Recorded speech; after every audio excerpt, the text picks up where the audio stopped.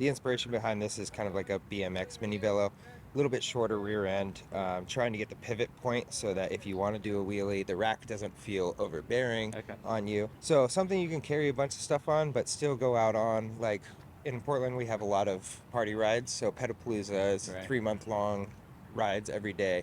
And that was kind of the idea, is build something I can have a lot of fun on these rides. The real rear tail rack is also meant to be a surf platform. Okay. So front foot here, back foot over here. Nice. So just to get a little bit more wild out on party ride, but still be able to like bring everything with me and use it as a daily commuter as well. So Yeah. So someone had asked, is there anything hidden inside this? Like someone speculated that this could extend, or is that just for funsies? it does unscrew. The original intent was going to be to have a stash tube that attaches onto Okay, this. yeah. I think a little bit of shock value. We were going to fill it with something. Uh, It looks like there's an integrated cup koozie built into the handlebar. yeah, so I actually reached out to Oddity Cycles. I've been wanting to do a beer bar for a long time. I know he's done one. The inspiration's from the Big Gulp bars. It was an old BMX bar back in the Okay, day. yeah. Um, and I knew Oddity could pull off these bends, so sent me the two bent pieces. We built the rest of the bar, mitered everything together. It ended up working better than we could have imagined. Even without the little strap, the beer stays in place Nice. really well. So it looks like it's got a 3-pack mount on the front. So if you need to even carry things on your fork, you can do that. Yep. A big thing on these party rides is not having water. Mm. I think a lot of us end up drinking beers and forgetting that we need to hydrate as well. So the plan is to have anything mount on there with big water bottles. So I can also bring water for other people that need it as well, refills and such. It also looks like it has a dropper post. Yes, and that's part of, having some fun on the bike is I want everybody to be able to ride this bike too. Yeah. And so I built it in a way that it should fit everybody. And also when I slam the seat down, now I can actually bunny hop the bike and, get a little wild on it. All right, we're here with Danielle from Sean. What is this glittery bike here? It looks peak party pace. Yes, it is peak party pace. It's calling it the disco bike. This is known as like a swing bike or a circus bike. It's basically a combination kind of a unicycle and a BMX. Okay. Twofold, I wanted to cover frame and disco tiles because I thought it would be fun. And this seemed like the appropriate venue for that.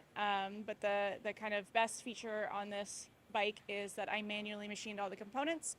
So no CNC here, all made in-house on the lathe and the mill. Wow. So I made the hubs, cranks, basically all the purple components. I anodized everything myself, laser etched everything. So I just thought it would be a really fun bike to show off that kind of machining skill.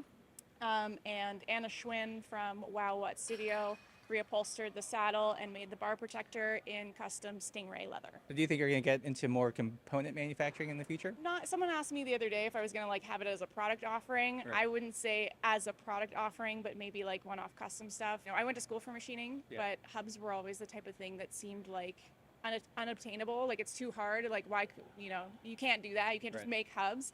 And then I was thinking about it and I was like, why can't I just make hubs? It's just cylinders. You just got to do some math. So the front was fairly straightforward, but I was really kind of getting hung up on like designing and planning out the drivetrain, and that's kind of what landed me here. I was like, what's the most approachable kind of like first drivetrain hub attempt? And it's a direct drive square taper. So I think my next attempt will be like a single speed with a disc mount, like a baby steps into doing it consistently, ride them on some personal frames, and then potentially have it as a custom offering. For those who have never ridden a swing bike, like what goes on when you hop on it? Well, I kind of describe it to people like, excuse me, think about riding with no hands. If your hips move, the bike moves. Okay. So you have to have that type of motor control, and it's either easy for you or it's not. The fun thing about this is that, you have kind of two steering planes, so you can drive it straight. You can do like really tight circles. You can do kind of squiggly things, or you can like be here on the saddle and the bars are over here. And you can also be going straight or doing squiggly things. So this is kind of my first foray into Thai. Oh, okay. And this is under the Page Street name, which is my collaborative name. I've been working on these bikes, the design for them for a few years now. For me, this kind of came out to be the sort of the pinnacle of what I could do with a travel bike. Yeah. So it has the Z coupler down here, so it's almost invisible. Oh, wow. It's got a seat split right here. Yeah. Breaks down, fits into a traditional like suitcase, 62-inch suitcase. Yeah. The inspiration is I have a really tall friend who Yeah. has a folding bike that he has used for 12 years, and he's too tall for it. It's a little bit wonky, and he wanted a bike that would handle well and was stable. So I was trying to design something that didn't have too many extensions sticking out and would still work for him. And this one came out to be really, I mean, it keeps getting better, but this one came out to be really nice. It's got the Brompton block up front Nice, to carry yeah. the bag. U-lock back here so you don't have to think about that. Was it hard to source like a small carbon fork? Lucked into finding a shop actually in Singapore that had a stockpile of them, Oh, nice. and so I bought a handful. Yeah. I've priced out the making a mold Yeah. to design my own. There are a few changes I would love to make, but this has been an amazingly good fork for the purpose. Are there any other like just random details that someone might miss? Well, this one has a custom tie stem. Okay. And so there are stems out there like this, but they're pretty chunky steel heavy. So tie stem, tie post, tie cranks, the frame is tie, the fork and the wheel or the rims are carbon. I think the main thing is how hidden Yeah. the breakaway system is. It really kind of disappears. I mean, really, again, above all, the way it rides. It's super fun. And it really, if you're not looking down at this weird little bike under you, it really does feel like a traditional bike. This is our latest bike design. It's the called Project BFB. It's built around the Bosch SX system, and so it is gearing up to be the lightest Bosch e-bike in the world. And just like all Bike Fridays, it still folds to fit inside of a suitcase. This one sits around 36 pounds. Oh, wow. There's one around 33 pounds that's in the Bosch booth. And like I said, it still folds. And it's still built to your custom size and color specifications down in our factory in Eugene. What's the rear hub? Is that a This is an Alpine 11-speed, and we do have options for chain drives as well, and we do have options for SRAM access wireless shifting as well. Is this based on like a pre-existing model like the New World Tourist, or is it? It is fully a brand new model from Bike Friday. We decided to go with Bosch because of their commitment to serviceability for the foreseeable future. So it's but this one was our first design that is built specifically around the Bosch system. Right. We worked closely with the team at Bosch. They were super kind to help us out with the design process. So it is built around the SX system, and it can fit the medium battery. How'd you guys manage to keep the weight down? Is this carbon, or what? Are there carbon bits? So we use specific tubing, Okay. steel tubing, so depending on your weight. And then because of the smaller frame, overall, it uses less material. Yeah. And all components were carefully chosen to keep it on the lighter side. All right, we're here with Colin, and you're actually in university. Tell me about the program. Yeah, definitely. So I'm a part of the Cal Poly Bike Builders Club. So we're a university-based club that helps students design, fabricate, and build bikes. So we're sort of involved from anywhere from the ideation and design process through the fabrication and the finishing process of bicycle frames. There looks like there is a ton of stuff going on with this bike. Can you just walk us through it?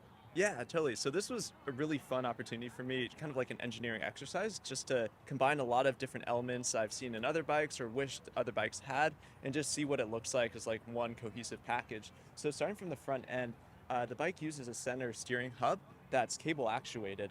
So there's actually a steering axis that's inside the hub itself on a main kingpin axle. And I have two brake cables on either side that run to a pulley here where the steer tube is. And then, one of the big benefits that this layout enables is a really low cargo floor in the front while maintaining a very short wheelbase. So it's about 1,300 millimeters in wheelbase, and I have an 18-inch front wheel. And the upper cargo load deck is pretty much slammed on top of the front tire. And then there's also a lower cargo deck, so you can run like a small bento box or something down there. Right. Then one of the other things I was pretty excited about is there's an integrated lighting system. So on the front and rear of the bikes, there's LED lights, and I can control all of that from a push button right here. Everything's controlled by a PCB and battery that's hidden in the down tube there. Okay. And then the whole thing is also uses an Alpine internally geared hub, the Gates drive. And one of the design elements I wanted to do there was maintain like a very long straight line running from the front to the rear. Yeah. And that also allows me to do drop chainstays And it was almost just like circumstantial that doing the drop chainstays also allowed me to run the belt without a frame split. Oh, wow. So this is the second iteration of a center steer hub. So I originally did the first design for a university class, but I designed the first hub in that course, and then building on some of the things I learned from that first hub, a lot of the drawbacks that I had with it.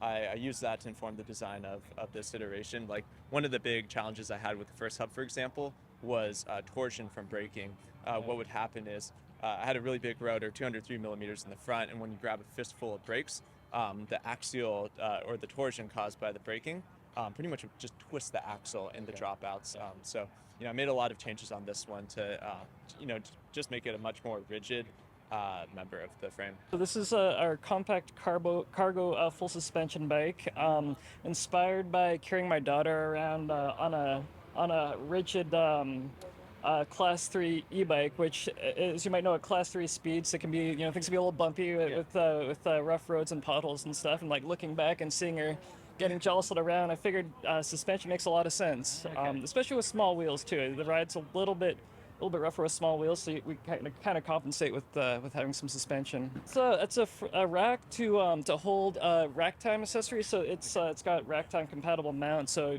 rack time makes those baskets or a bunch of different other type of shopping baskets. So you can kind of choose from a bunch of different accessories, and made these mounts compatible with Specialized accessories. So you could take this off and use Specialized, and I also have an adapter to fit a few other brands.